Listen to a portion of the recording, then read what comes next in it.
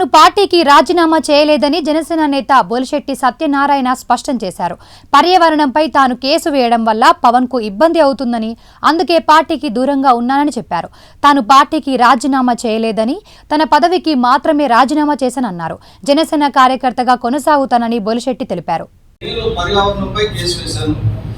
నేను వేసిన కేసు కోర్టులో ఉంది. అది 2020లో వేశాను. అప్పుడు వైసీపీ ప్రభుత్వం అధికారంలో ఉంది. వేరే వారు పర్యావరణ శాఖ మంత్రిగా ఉన్నారు. ఇప్పుడు కూటమి ప్రభుత్వం అధికారంలోకి వచ్చింది. కూటమి ప్రభుత్వంలో భాగస్వామ్య జనసేన పార్టీలో నేను ప్రధాన కార్యదర్శిగా కొనసాగుతూ కూటమి ప్రభుత్వం మీద కేసు కంటిన్యూ అవుతుంది. ఎందుకంటే ప్రభుత్వం అనేది కంటిన్యూ కదా.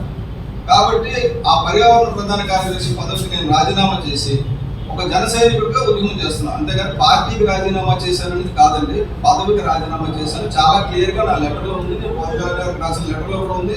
అలాగే ఈ కేసు అయిపోయిన తర్వాత మళ్ళీ పవన్ కళ్యాణ్ గారు ఏం చెప్తా చేయడానికి సిద్ధంగా ఉన్నానని కూడా లెటర్ రాసి ఇచ్చారు.